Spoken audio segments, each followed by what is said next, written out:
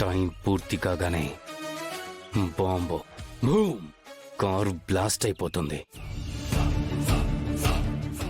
లోపలున్న వాళ్ళు తునాతునకలైపోతారు. కారు కింద ఎలా టైం ఫిక్స్ చేయాలో రిహార్సల్స్ చేశాను.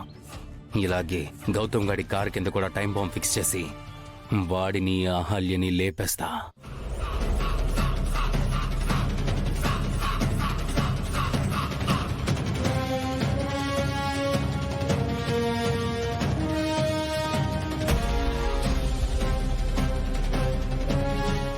రై గౌతమ్, నిన్ను దాన్ని చంపడానికి కష్టపడి ఈ బాంబుని సంపాదించాన్రా. ఈరోజు మీ ఇద్దరి చావు నా చేతుల్లో రాసిపెట్టింది. ఈ టైం బాంబ్తో మీరిద్దరూ పీస్ పీస్ అయిపోతారు. మిమ్మల్ని చంపి ఆ గుడ్ న్యూస్ మా అన్నయ్యకి గిఫ్ట్గా ఇస్తాను.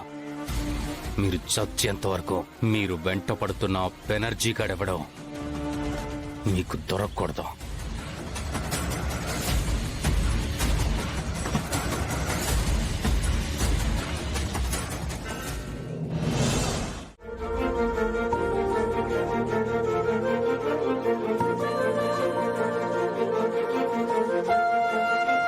నీ పక్కన కూర్చుని ఇలా జర్నీ చేసి ఎన్ని రోజులైంది గౌతమ్. నాకు చాలా హ్యాపీగా ఉంది. మనమేదో వెకేషన్కి వెళ్తున్నట్టుగా ఉంది.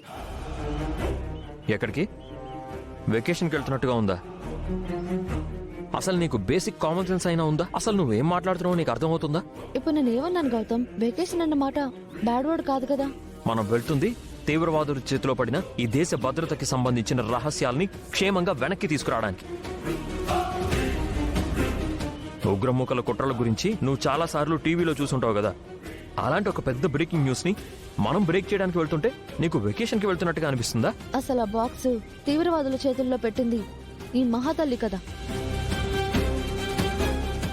తనని తిట్టకుండా నన్ను అంటావేంటి గౌతమ్? తను మా ఫ్యామిలీని కాపాడడానికి అలా చేసిందని నీకెన్నిసార్లు చెప్పాలి? ఇప్పుడు మాత్రం పరువు పోలేదా గౌతమ్? తను చేసిన దానివల్ల అర్జున్ అంకుల్ అరెస్ట్ అయి స్టేషన్కి వెళ్లారు. నాన్నని బెయిల్ మీద బయటికి తీసుకొచ్చింది కూడా మీరా గారి. ఆ విషయం గుర్తుపెట్టుకో. ఎనాఫ్ అదితి, నేను పలకరించినా పట్టించుకోని నాన్న ఇప్పుడు నేను గెలవాలని కోరుకుంటున్నారు. ఆయన తలెత్తుకునేలా చేస్తానని నేను ఆయనకి మాటిచ్చాను. నువ్వు మాకు హెల్ప్ చేయకపోయినా పర్వాలేదు, కానీ మమ్మల్ని డిస్ట్రాక్ట్ మాత్రం చేయకు. నేనెంత దగ్గర అవుదాం అనుకున్నా గౌతమ్ నన్ను దూరం పెడుతున్నాడు. ఫస్ట్ వెనకున్న నర్స్ని డిస్టర్బ్ చేయాలి.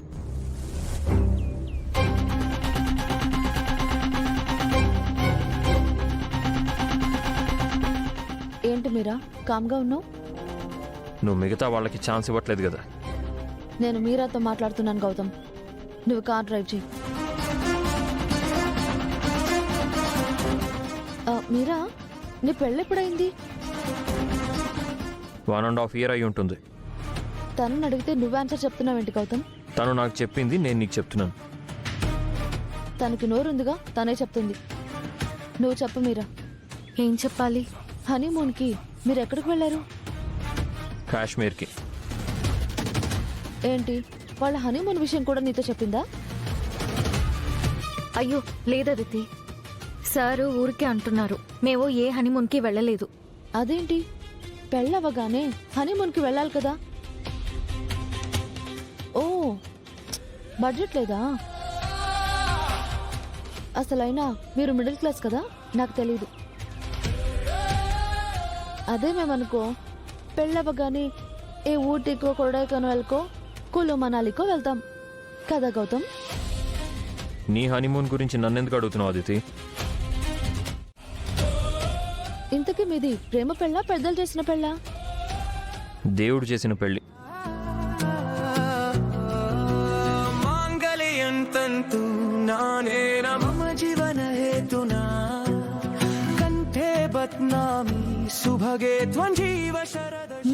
అలాంటి పెళ్ళిళ్ళు కూడా ఉంటాయా?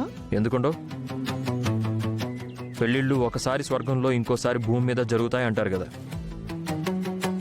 కానీ నా పెళ్లి ఆ నరకంలో కూడా జరగట్లేదు కదా. అయినా తన గురించి అన్ని విషయాలు ఎలా తెలుసు గౌతమ్? అయినా తనని అడిగిన ప్రతిసారి నువ్వెందుకు ఇన్వాల్వ్ అవుతున్నావు? ఎందుకంటే తను నా బాబుకి తల్లి.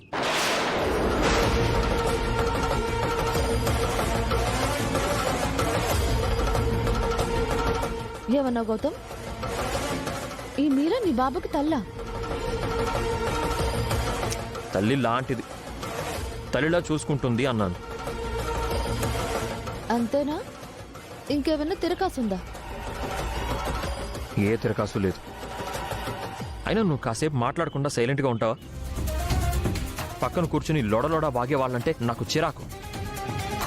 కావాలంటే నువ్వు వెనక్కి వెళ్ళి మీరాని ముందుకు పంపించు, తను కూర్చుంటుంది. ఏం అక్కర్లేదు. కావాలంటే నేను సైలెంట్గా ఉంటాను.